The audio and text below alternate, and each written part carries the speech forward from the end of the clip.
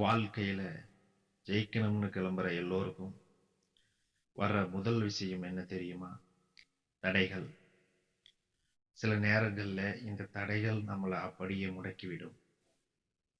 ஏன்டா நமக்கு மட்டும் இப்படி நடக்குது அப்படின்னு யோசிக்க வைக்கும்.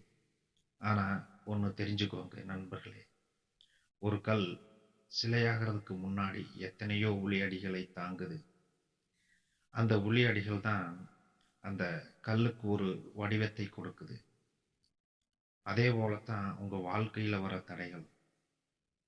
அது உங்களை அழிக்க வரல, உங்களை செதுக்க வந்திருக்கு.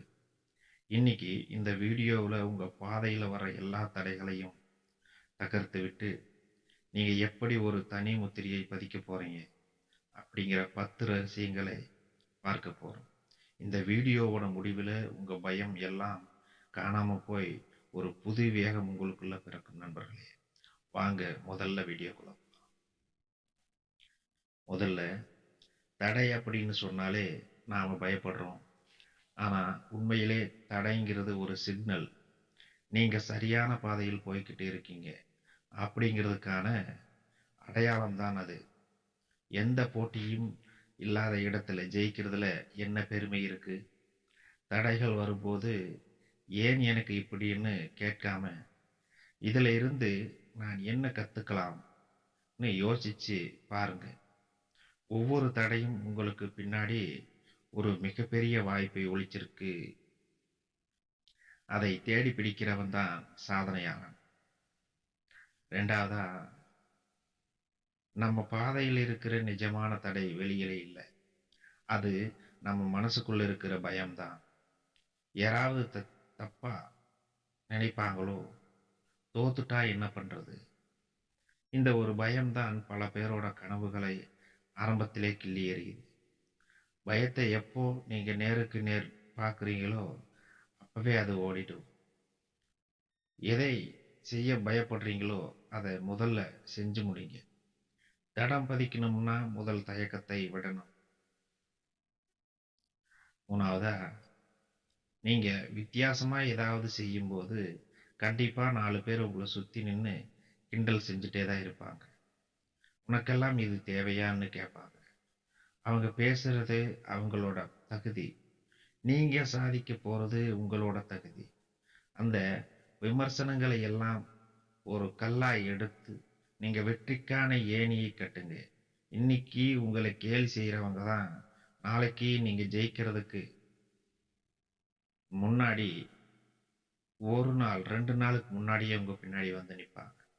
அதுக்கப்புறம் அவங்க கை தட்டுவாங்க. இந்த விமர்சனங்களை உங்களை வீழ்த்தக்கூடாது நண்பர்களே. அது உங்களை இன்னும் வேகமா ஓட வைக்கும். நல்லாதான், தடைகளை தகர்க்கணும்னா உங்க இலக்குகள் உங்களுக்கு அசைக்க முடியாத தெளிவில் இருக்கணும். தெளிவா இருக்கணும். ஒரு வேலையில ஒரு லென்ஸ் சூரிய ஒளியை ஒரு இடத்துல குவிக்கும் போது அந்த இடத்துல நெருப்பு உருவாகுது. அதே மாதிரி உங்க கவனத்தை வேற எங்கேயும் சிதற விடாம உங்க இலக்கு மேல மட்டும் வைங்க. பாதையில் இருக்கிற கற்களை பார்த்தா உங்களால நடக்க முடியாது. அடைய வேண்டிய இடத்தை பார்த்தா மட்டும்தான் உங்களால ஓட முடியும். உங்க பார்வை தெளிவா இருந்தா எந்த தடையும் பெருசா தெரியாது. அஞ்சாவது, செல்ஃப் இம்ப்ரூவ்மெண்ட். சில நேரங்கள்ல நம்ம திறமை பத்தாது போலாம். ஆனா ஒரு கோடாலியை வச்சு மரத்தை வெட்டுறதுக்கு முன்னாடி அந்த கோடாலியை நல்லா கூர்மைப்படுத்தணும். அதுதான் திறமை பத்தாதுன்னு சொல்றது. அதே மாதிரி நீங்க சாதிக்க நினைக்கிற துறைக்கு தேவையான அறிவையும் திறமையையும் வளர்த்துக்கிட்டே இருங்க. காலம் மாற மாற நீங்களும் அப்டேட் ஆகிட்டே இருக்கணும். நீங்க எவ்வளவு தூரம் உங்களை செதுக்குறீர்களோ அவ்வளவு வேகமா உங்களால தடைகளையும் உடைக்க முடியும். நிச்சயமாக. அதாவது, தடைகள் வர்றது உங்களை நிறுத்துறதுக்கு இல்லை, நீங்க எவ்வளவு உறுதியா இருக்கீங்கன்னு சோதிக்கிறதுக்குத்தான். ஒரு முறை தோத்தா முயற்சி முடிஞ்சிட்டாது. விழுறது தப்பு இல்லை, ஆனா விழுந்த இடத்திலேயே படுத்துக்கிறது தான் தப்பு. எப்போ வரைக்கும் நீங்க முயற்சி பண்றதை நிறுத்தலையோ அப்போ வரைக்கும் நீங்க தோக்கலின்னு அர்த்தம். தொடர்ந்து செஞ்சுக்கிட்டே இருக்கணும். விழணும் எழணும். அது போல எடிசன் பல்பை கண்டுபிடிக்க எத்தனை முறை தோத்தாருன்னு நமக்கு தெரியும். அந்த விடாமுயற்சி தான் இன்னைக்கு உலகையே வெளிச்சமாக்கி இருக்கு இல்லையா? அதுபோல தோத்தாலும் பரவாயில்ல, மீண்டும் எழணும், எழுந்து எழுந்து வந்துகிட்டே இருக்கணும். அப்பதான் நாம ஒரு நிலைக்கு வர முடியும். நிச்சயமாகவே நாம இது வராது, எனக்கு இது தெரியாதுன்னு ஒரு இடத்துல தயங்கி தயங்கி நின்னோம்னா அது செட்டே ஆகாது, வாழ்க்கைக்கு செட் ஆகாது. ஏழாவதா, வெறும் வேகம் மட்டும் போதாது நண்பர்களே, அது கூட விவேகமும் இருக்கணும். தடைகளை தகர்க்கிறதுக்கு ஒரு சரியான பிளான் வேணும். ஒரு பெரிய பாறையை உடைக்கணும்னா அதை எங்க தட்டுனா உடையும்னு ஒரு கணக்கு இருக்கு.